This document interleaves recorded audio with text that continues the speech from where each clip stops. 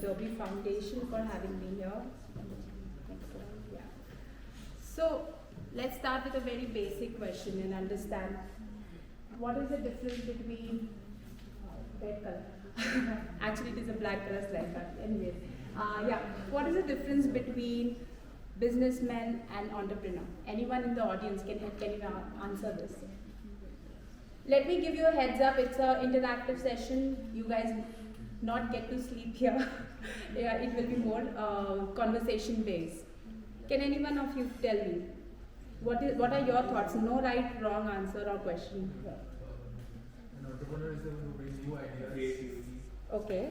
A businessman might be carrying his Okay.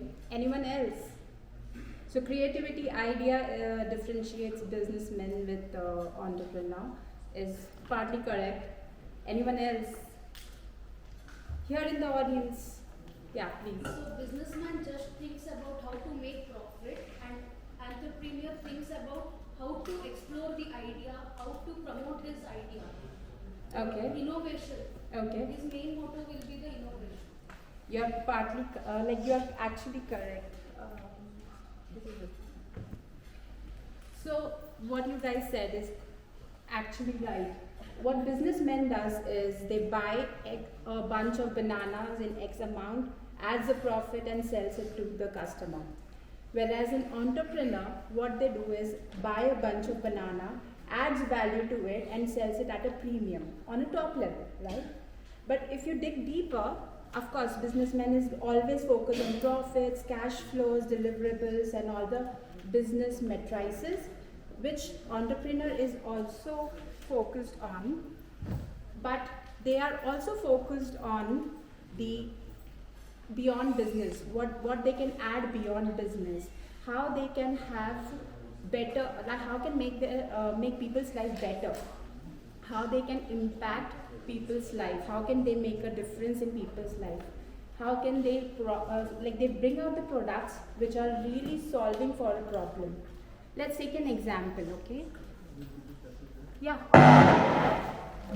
I'm also possible.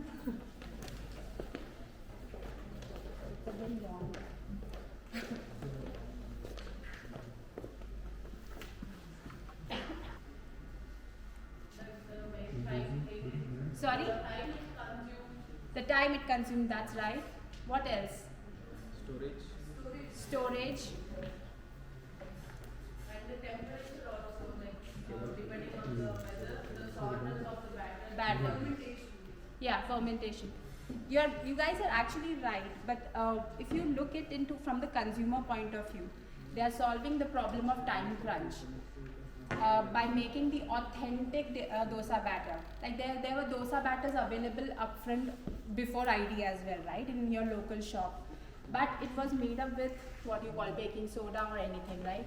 But what ID did was they made it natural, exactly the way our mothers would prepare, and it was helping mothers or women to make their life easier by not actually making the batter, while spending much more memories with their family or their friends.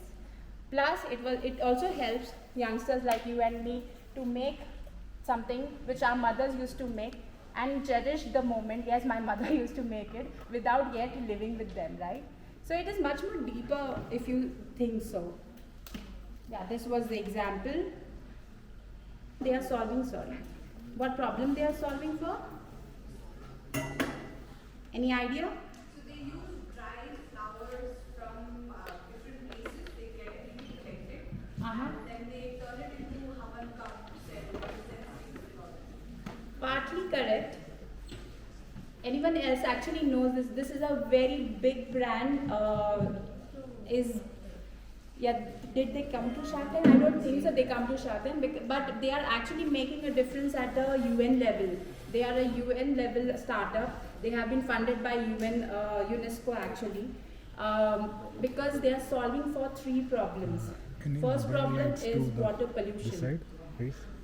Second is unemployment in the area where they were actually, I'm just being weird, getting weird by all the cameras around. No, it's okay. I'll do it. Okay, it's okay. And the third problem that they are solving is the actual no waste product or very safe to use product. So if you think like how does this school guys actually start? They were sitting at the Ganga river, and they were just looking at people putting the water in the bottle, filling the holy water in the water, while the other end it was all murky flowers or other waste getting accumulated. They actually, what they started with was like these flowers from temples in nearby around were dumped in the water bodies.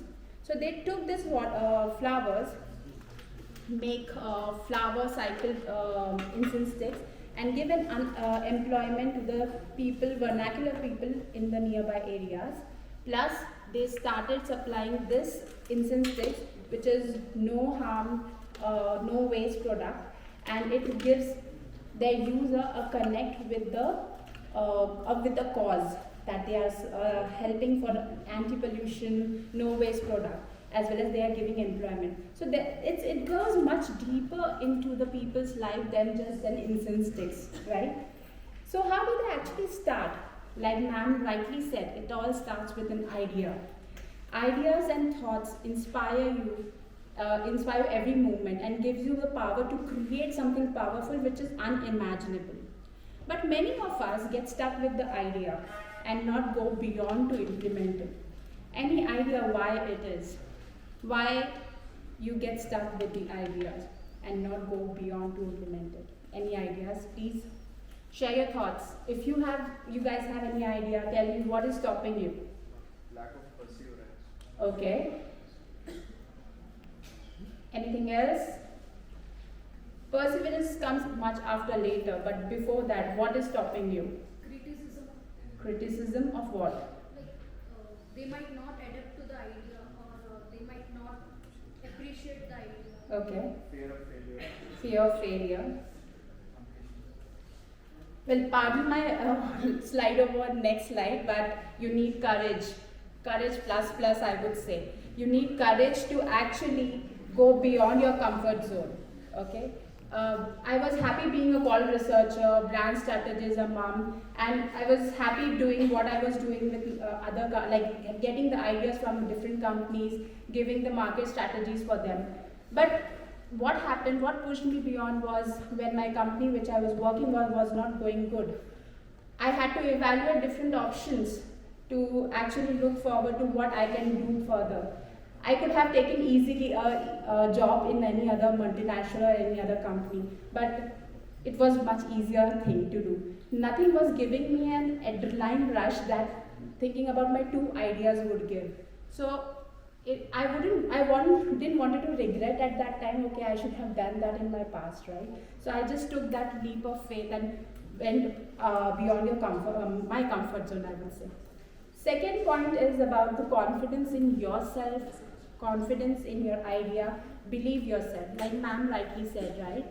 I actually pursued this idea of Just Be Mama when I delivered my baby in 2016 under the blog name called Popping Unicorns.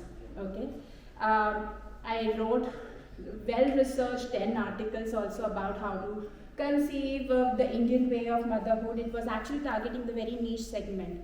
But then I stopped because it was not doing the change that I wanted to bring in. It was not doing justice to that, or it was not doing in my head at least.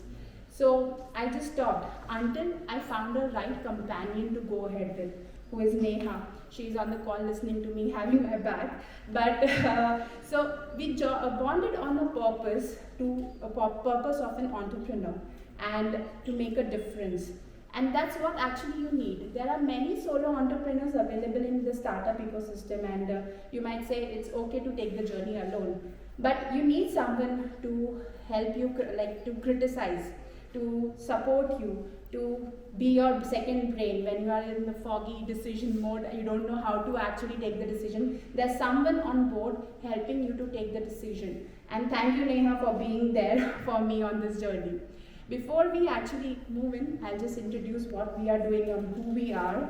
Well, we are a maternal health tech brand with an aim to make women have a simpler, easier and smoother motherhood journey. Okay, I'm not sure how many of you have heard the famous dialogue or famous dare, "Maa ka doodh piya to samne aa." Any one of you have heard? It's a very famous, very niche, very passe dialogue, right? But it had some substance in it. It was something, I would say, a worthy dare of that time, because it is very difficult for a mother to make milk once a baby is born. And that's why maybe the dialogue has been there. To give you stats, 7 out of 10 women in India actually face issues with breastfeeding. And India has less than 50% exclusive breastfeeding rate as rated by WHO. Okay, this is a very big problem that mothers are facing today, and countries facing, as well as generations that has come to. But I think that's a story that you can read in some articles later on when we get published in business books or something. Let me take you to the next step of this presentation, saying that let's move on to the segment about how to implement an idea, like how to take from idea to implementation, right? The very first important aspect I would say would be your purpose. Your purpose of being an entrepreneur. Be sure that entrepreneurial calling is true for you. This journey is about self-finding and understanding the calling. Even though your journey is rewarding, quite rewarding I would say, but it's not easy. You have to be driven, even if you are failing for 10,000 times in your whole journey of entrepreneurship, right? So you have to be really sure that you are taking this step only if you are confirmed about this calling. So start with introspection and understand what you love doing, okay? How do you love, what are things you love doing it, how you want to do it, what are the things that drives you, because ultimately you have to drive this company. No one else is sitting behind and driving this for you, right? So you have to do this yourself. These what is important or what matters to you most is very important, because many times you will be lost in the whole segment saying, okay, I don't know what to do. In those moments of time, those drivers inside you helps you to go beyond. For us, it was for me, sorry. For me, I'm a foodie, okay? So for me, anything to do with food was my calling. But motherhood came into the journey because the problem that we saw, that we faced, and no one else was solving for us. Even though, like, I delivered in 2016, but at that moment of time also, no one was helping me or no one was giving me knowledge, information about how to breastfeed or how to take care of my baby. All the traditional wisdom that my mother was lost with my grandma. Okay, she didn't know what her mother did for her time. So it was a journey that we want to revive this rich culture of motherhood and bring it to the people, so that no one actually faces the problem that we face ourselves. Expectation out of what this entrepreneurial journey should bring to you is very also important. It might not always come true, but you have to have some expectation from you that, okay, I have to go ahead and what I'm looking out for it. If you're looking for only making money, that's also fine. That's nothing right or wrong in that. But are you really in for making that difference to the people in their lives? Once you are sure that yes, I want to be an entrepreneur, go ahead and map the idea with problems.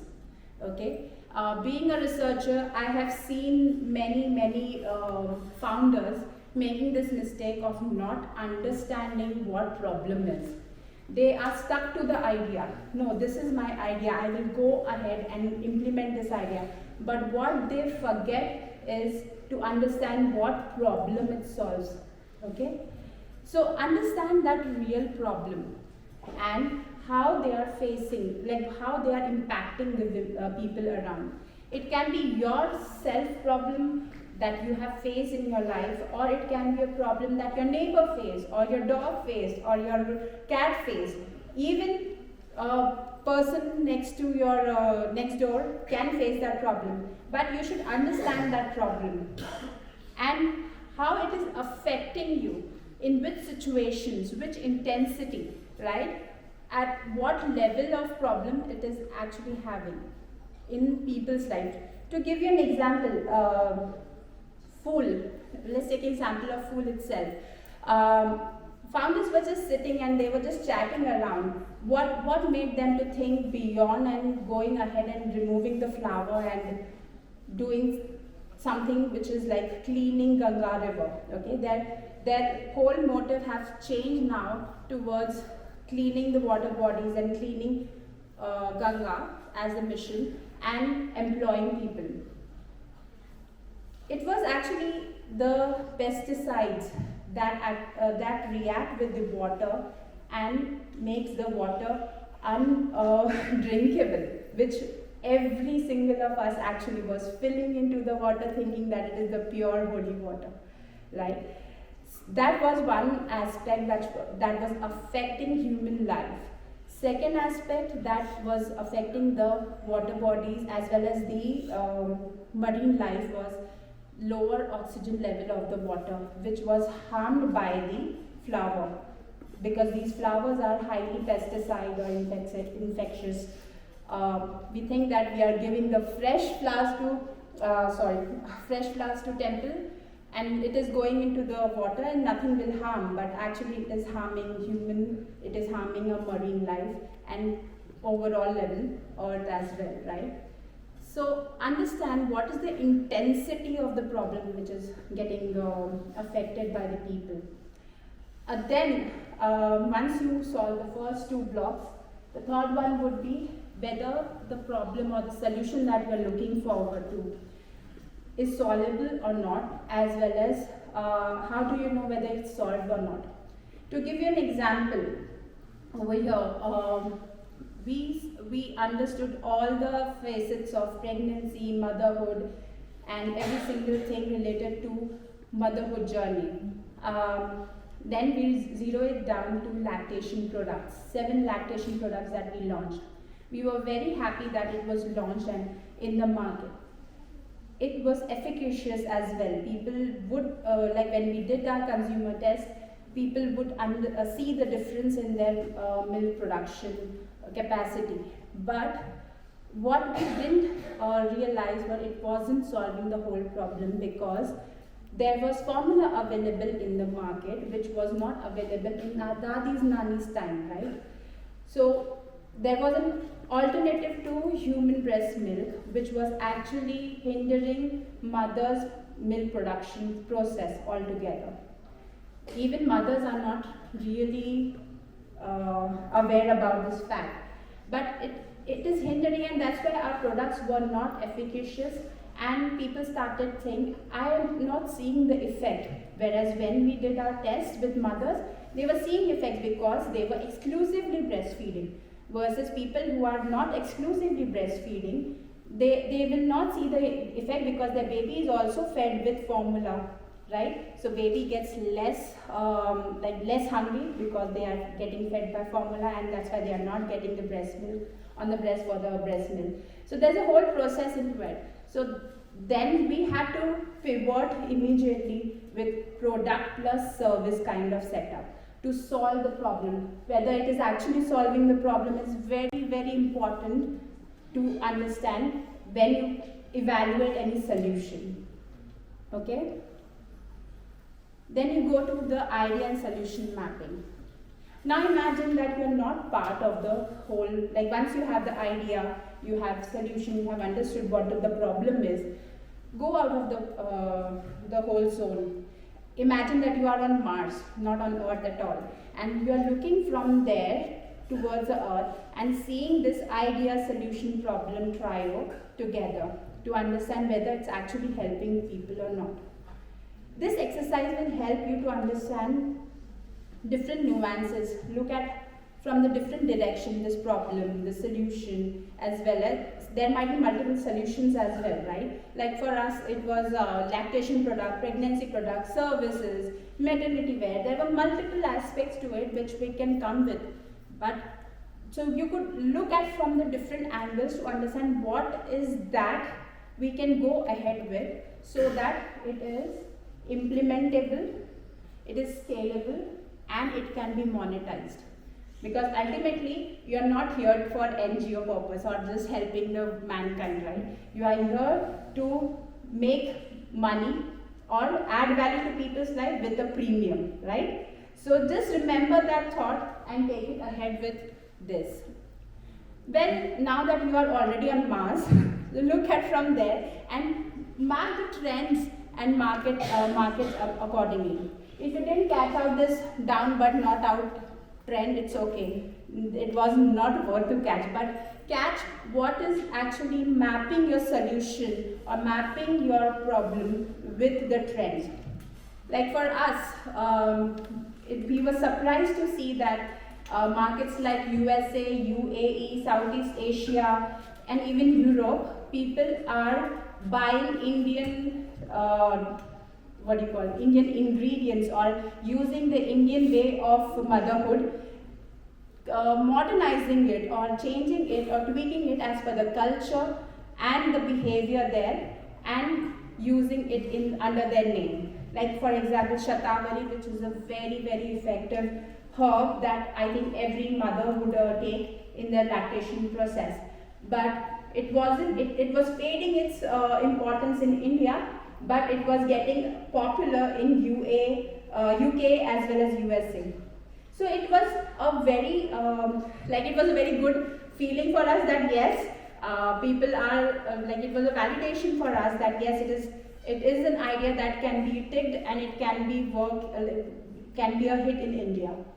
So once you have all three of it, you put it on a business model canvas, or it's a one-pager business plan, I would say. Okay, so you start with the customer profile, and then you build in on the other blocks of the canvas.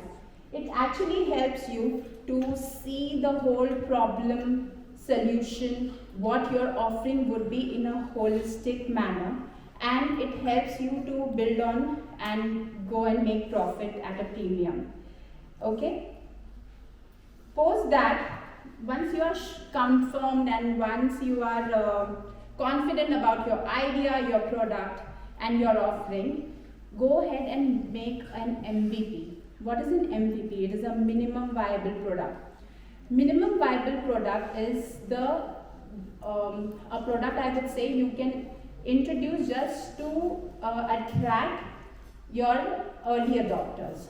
Don't think for everyone. It should attract only early adopters. It should not be a full-fledged product at all, because you would be questioning why I'm saying not for a full-fledged or a very good quality product. Because if you spend years and years in making a full-fledged product and something which is very best in the market, but ultimately, like she said, she had failure. What if people would reject it, right? So it is very important that you launch only minimal viable product.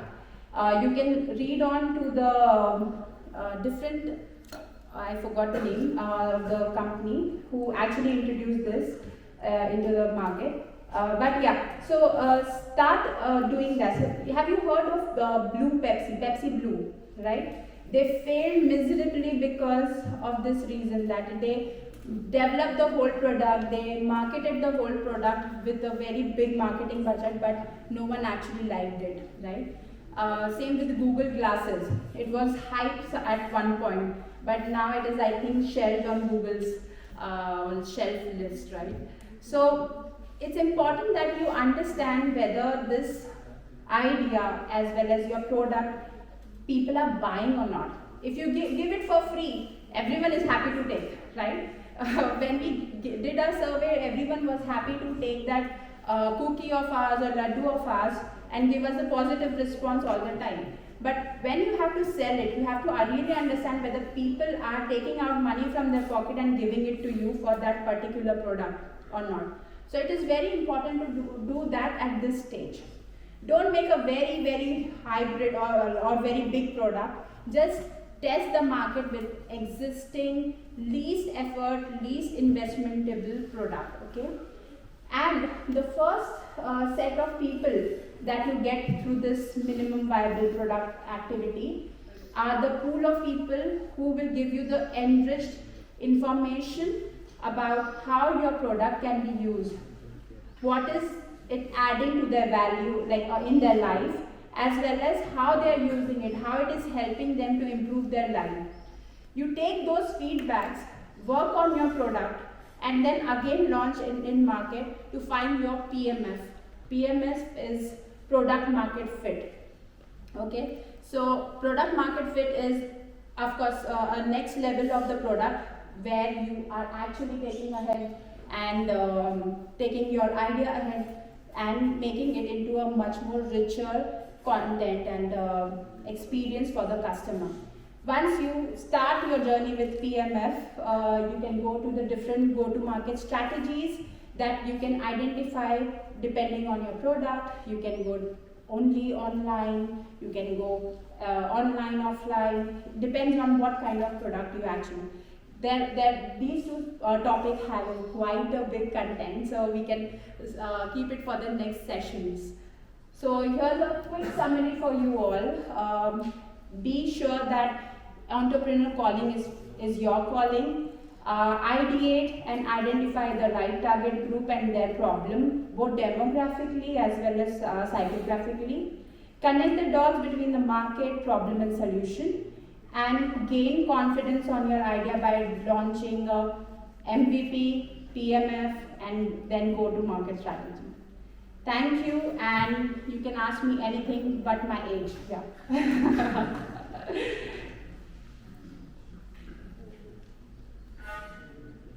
No questions? Wow. Yeah. I want to know about Nidhi Press. Nidhi Press. So it's a. I'm not very good at doing this because my partner actually does all the coordination with which segment to go in. But it is actually a very good platform for every startup to understand how they can go ahead with different kind of solutions with respect to Indian streams. Like we were chosen by a nice organization in which was part of Nidhi Prayas. Because we had an Indian way of, like we were actually taking the Indian way up and trying to get the Indian traditional knowledge to the modern times, right? So you can have different platforms over there. I'm not really right person to actually answer that question. Thank you. Anything else? Yeah, I just could see your hand. I wanted to know how you raise funds to fund your startup. Yeah, so we are currently bootstrapped. Okay, so first there are multiple level of fundings that you can find it across the ecosystem. If your idea is really great, like ma'am said, someone is actually presenting in front of Modi.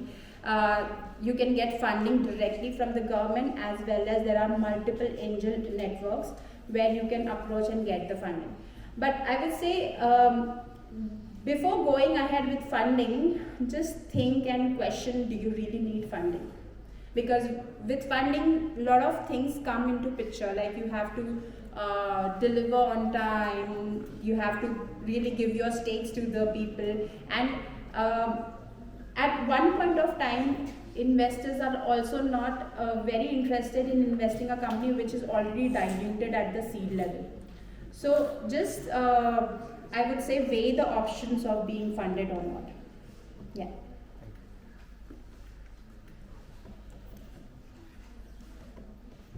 Anyone else?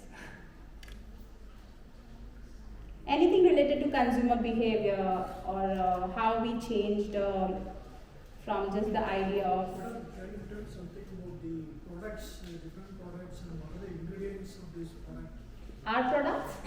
Of course. So we have two streams right now. One is pregnancy products and one is postnatal products. So all our ingredients are taken from the traditional value system. Okay, so our dadi nani used to give us some specific ingredient at specific junction of the whole journey, right?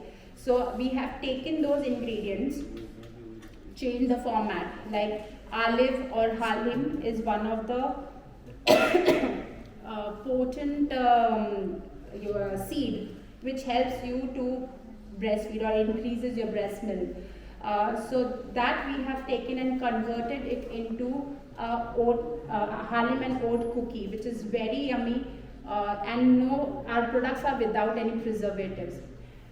Something similar, I would say, Gond ka laddu. I'm not sure how many of you are aware of this, but in North, Gond ka laddu is quite famous for this specific jungle. It helps you to strengthen, it helps you to helps with the breast milk supply. So we have taken that, but what we have done is, it's laddu only, but we have taken 22 ingredients that has been used across India, and we have changed it into a healthier laddu. Our normal laddus would be around 400 calories, whereas the laddu which we supply is only 108 calories. So these are the modern changes that we have brought to the existing product system, and we are not using a single preservative in our product. So our shelf life is just 1 month, and that's, I think, a bottleneck that we have to solve for, but I think we can go ahead with that. How do you market your products? Currently we do D2C only, direct to consumer through our website, and the traffic to our website is usually driven through Instagram as well as Facebook pages, Facebook ads.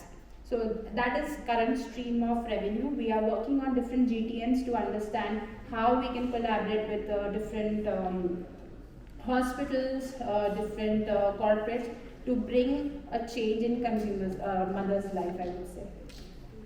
Thank you. Yeah. What kind of challenges do you face in the Every day is a challenge. I would say, like, I haven't seen a single day in this last 3 years having gone without any challenge. Like, being a consumer front, you get so many queries every day. Plus, you get bashing also from them, say, because you can't make everyone happy, right? Some of them, they like the product, some of them don't like the product, and I think you should take it with a pinch of salt, unless, like, you should be confident about your product. Yes, my product is best and I should go ahead with it. Plus, I think you have to do jugaad every time, every day. Like, I would say, when we started this vision, we were highly impressed by Pinterest. If you know, Pinterest have so many great packaging designs and everything. Our benchmark was those packaging. But when we actually came to the practicality of developing those packaging, it was very expensive, way beyond that any one of us could, like, at least a startup could do without the funding.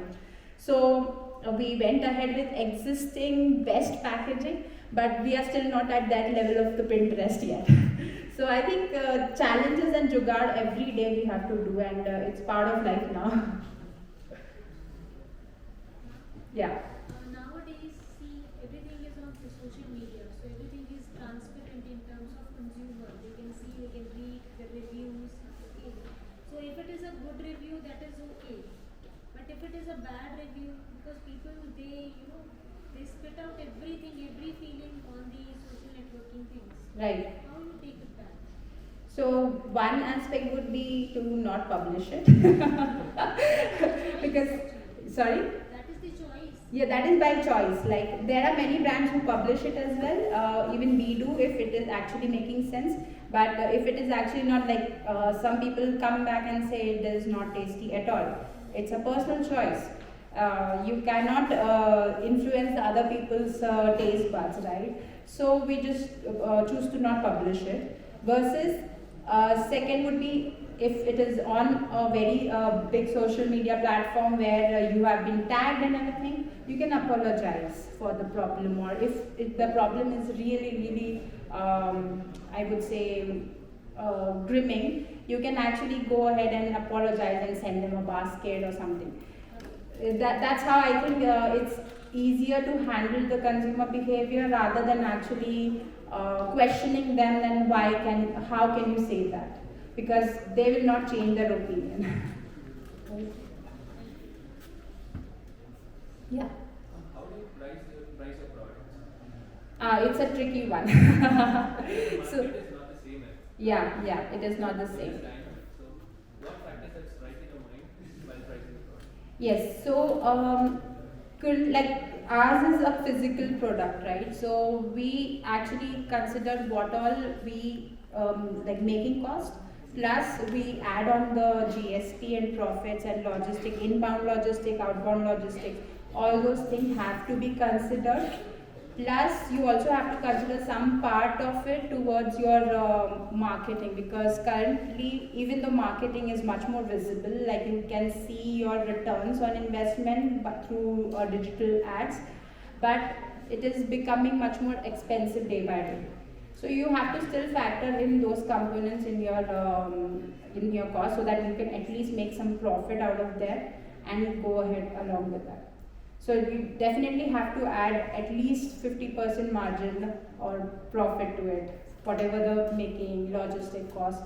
And also I would say logistic inbound as well as outbound you should consider, because currently consumers have got very bad habit, including me, having a free shipping kind of setup, right?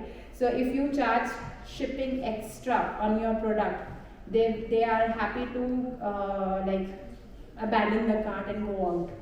So you have to consider these consumer behavioral changes also, what they are already used to in terms of payment as well as how they are paying. You should consider those elements in your pricing and then give them a wholesome price. They are okay to see that wholesome price and go ahead with it, rather than actually if you say okay checkout pay, you will get a more cost of shipping, then GST is added at the checkout. The abandoned cart rate would go skyrocketing over there. Yeah. How did you go about your product testing? Because this is not like where you can just go approach everyone and test your product. Right. Your target audience was very specific. How did you go on testing your product? Okay, that's a very great question, I would say. So, being qualitative researcher, we had some idea on how to actually test the products by targeting, like we had rolled out a consumer survey or a link on Facebook as well as on Instagram saying if you are in this particular stage, please reach out to us, we have products to be tested. So we, the first initial round was around 50 plus consumers. We actually hand supplied them in Bangalore itself to understand what and that was the time of Corona, so it was very difficult to do any ethnographies for that matter. Even on phone they were not available because they were so overwhelmed with everything. So we hand delivered them, cutting all the challenge, because being a new mother and in Corona times you were full of phobia, how it is prepared, how it is getting delivered, whether the delivery man is wearing the gloves and everything, right? So we went with PPE kit and hand delivered everything, and then we interviewed every single of them to understand how actually it helped them in the whole journey. So we gave a pack of around 16 cookies and 16 laddus to see, because it's a routine product. It cannot show, it's not a medicine that you will see effect in one day. Like even medicine in this segment doesn't show effect in one day for that matter.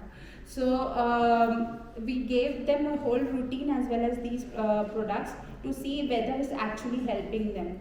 And we did prior interview what was the problem, and after an interview what was the benefits they have seen. So this is the part one. Then once we had this MVP feedback, we went ahead and did a quantitative survey with around 100 people to understand the concept, not the product, but the concept on overall level, how the concept was perceived, and it was perceived quite well. And then we went ahead with the PMF stage. Because we didn't have any funds at time, like we were bootstrapped, so we didn't go ahead with clinical trials, which is actually needed for a product like this, because that we learned later on. We were actually, when we started, we were only supplying a nutrition add-on to their life, right? That was our understanding. But how consumers are perceiving these products is as a problem-solving solution, right? So if there is a problem of lower milk supply, I should eat this and it should show me the result. That is the mindset of the consumer. So in such situation, you need to have a clinical trial, which we might take up in coming years. So that's a complete different process with a very predefined parameters, and maybe we will be joining hands with some hospitals to understand this whole process, because the consumer have to be in very strict diet for them, and they cannot consume anything, as well as they cannot feed their babies formula. So which is a very tricky situation. Otherwise we will not be able to find whether our products are working or not. Yeah. My question to you is, you promote through social sites, right? Yeah. So are you using web analytics to check on the tracking of the customer's behavior? Yes. And then, so how do you make changes accordingly to those web analytics? So web analytics, for any Facebook run ad, you have to install Pixel, which is a web analytical tool of Google, as well as the Facebook analytics. So it already gives you different ideas on how it is working, how your ad campaign is working. There are matrices to understand, like CAC, I don't know if you know, the customer acquisition rate versus click per rate. All those are different parameters available on the dashboard. You understand whether, just by putting the ad, you will be able to understand, okay, whether this ad is working or not in 7 days time, if your traffic is really high. Like for a fashion blog or a beauty thing, it will be very high. It will be like skyrocketing. You will be able to see the difference in the CAC or the return on investment in 7 days time, versus ours is very niche. So finding this target group and making adaptation needs around 50 interactions, which happens slowly. Okay? Yeah. Anything else? I want to know what you learned today. Was this session helpful anyway? In any way? Backbenchers are not answering. Are they sleeping? Oh, you came from back to front. Thank you. Anything new that you learned today? Anything that helped you to think about your idea? How many of you are actually aspiring to be an entrepreneur? Raise your hand. Oh, no. Oh, 1, 2, 3. Okay. So what are your ideas? Did any of it help to understand how you can move forward?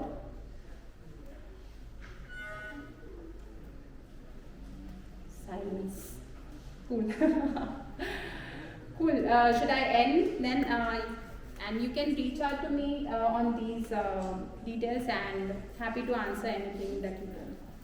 Thank you.